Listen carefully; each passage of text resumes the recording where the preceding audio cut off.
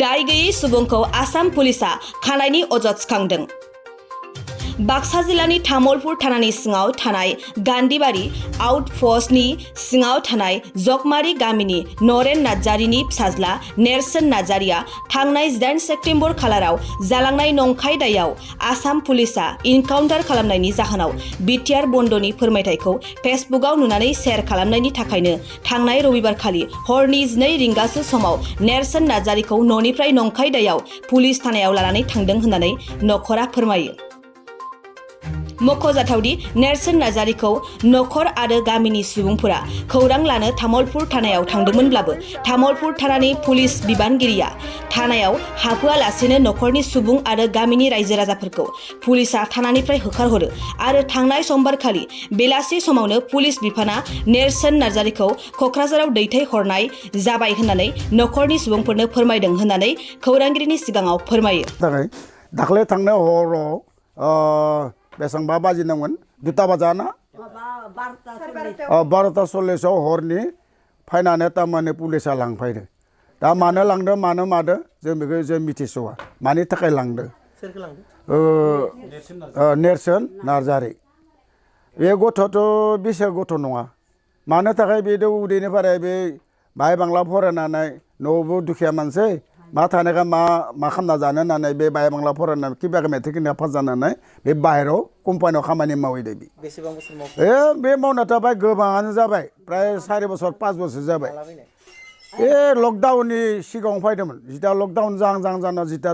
Lockdown जानानै बे थांनो होनाया बे 3 मास 4 माससो थांनो होनाया एबार आरो मा खालामनो दुखिया गथ' बे गोदोनो थाबाय थानानै आरो बेफोर जाथायखौ जों इमान मिथिस'दिया आरो हमना लांफैनाय समाव बिथांमोना मा बुंदों पुलिस प्रशासना आंथ' मानिफ्राय मा बुंखो आं मिथि हरनि बाथ्रा जोङो थानाव थांना जों रायजो थांबाय रायजो फिसाफोरा थांबाय थांना बुंबाय जे पुलिस थांनो सोंनो बुङो जे मा होनदोंमोनलै बावबाय SDF'आ बुंबाय मा बे केसा बेयाव तामुलपुर थानाव गैया जे बले उपर महल मुसलपुर SP अफिसाव लागै उपर महलनिफ्राय जिता फैगोन होमबासो नै तामुलपुरनि माबाखौ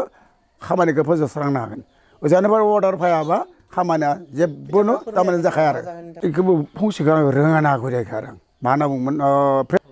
शेयार खालामदोंमोननो बे गथ'आ रोङा जोंथ' मिथिस'आ। रबिबार खालि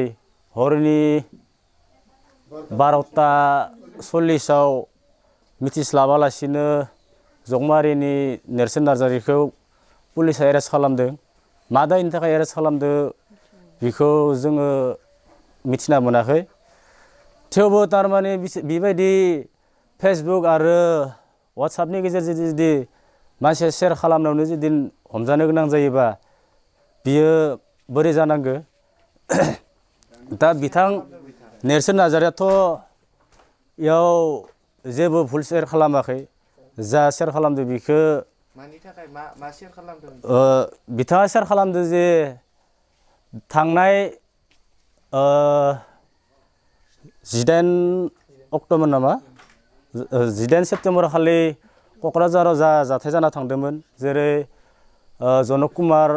ब्रह्म आरो जोंसार मोसाहारि बिथांमोनखौ दाय गैयालासिनो इनकाउन्टार खालामना गावथारनायनि सायाव बिथाङा एसे शेयार खालामना होन्दोंमोन। बे शेयार खालामनायखौनो बिथांमोना अजद होनानै जोंनि बे दाय गैयै सुबुंखौ एरेस्ट खालामना लांदों। पुलिसफोरा होनदों जे जों तामुलपुर गान्धीबारियाव लांगोन नाथाय फाव फान्दायनानै बिथांमोना मा खालामबाय डाइरेक्ट बरखाथाव लांदोंनो बरखाथाव लांनानै बिथांमोना SDF'दो मा रायलायखो बेखौ मिथिस्लाबाखै जोङो बिनिफ्राय डाइरेक्ट SDF' तामुलपुराव तामुलपुराव दोननानै बिथांमोना मा खालामबायनो तामुलपुर थानानिफ्राय डाइरेक्ट मुसलपुर आरो क'क्राझाराव पठायदोंनो। बिथांमोनखौ जोंनि रायजोनिफ्राय थांनानै अजद होनो बिथांमोना होनदोंनो जे जोंनि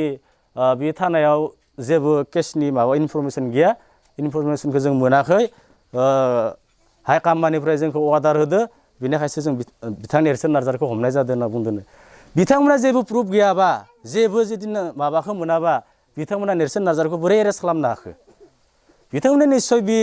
केसनि प्रुफा दंथारो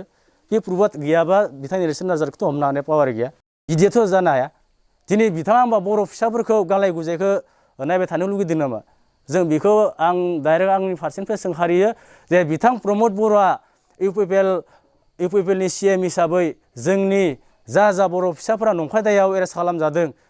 बिथाङा गोख्रैनो एक्सन लानानै गोख्रैनो रायज्लायनानै जोंनि बिथां नेर्सोन नार्जारिखौ अति संखालि दिनैनो हगारनायनि थिरांथाखौ लानांगौ आं बेखौ खावलायो आरो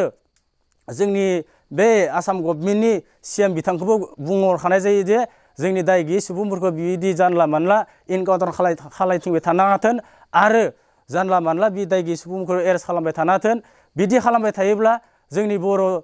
सुबुंफोरा जोंनि BTR गभर्नमेन्टआ ओरैनो जिरायना थानो मोननाय नङा बे बिथांमोना गोजोन थासारि लाबोदों होननानै सान्ति सुक्ति खालामदों होनना बुंनाया अखान्थि आरो दुंहाव थासारिसो जागोन बेखायनो आं बेखौ खावलायनानै आंनि बिबुंथिखौ बेयावनो दोननाय जाबाय आरो दिनैनो दानो बिथां नेर्सोन नार्जारिखौ एंगारनांगौ होननानै आं खावलायहरनाय थाबाय ना मुवा थांदो दोङो नेर्सोना मुरुना दोङो होमबा फाजानाव उनाव बुंबाय बे उथिबा नों मा खालामदोंमोन मबाइलाव ओरैनानै माबादो नों अखा गानै जोमै ओरैना बुंबाय नाथाय आरो बे थांबाय ओमफ्राय आरो गान्धीबारिनिफ्राय दोनबुगोन होनना बुंबाय दोनफुजिया बे गथियाखौ थांबाय माबा ओइ मा गामिनिमोन बरखाता सगाव लांनानै बे मबाइलखौ बेयाव गालांबाय डाइरेक्ट आरो तामुलपुराव लांबाय बिसोरथ' बै गान्धीबारियावनो लांगोन होननानै दोनबुगोन होनना बुंदोंमोन बिसोर सल' खाथिना लाना थांदों बिसोरो थाङै तामुलपुरावसो इसानो जाबाय आरो मानि थाखाय हमदो बेखौ माने बे माबानिफ्राय मबाइलनिफ्राय माबा मोनसे लिरफ्रांबाय भुलाव थांबाय बे गोदो हमना लांबाय बिसोरथ' इमान हराव फैनाङामोन ना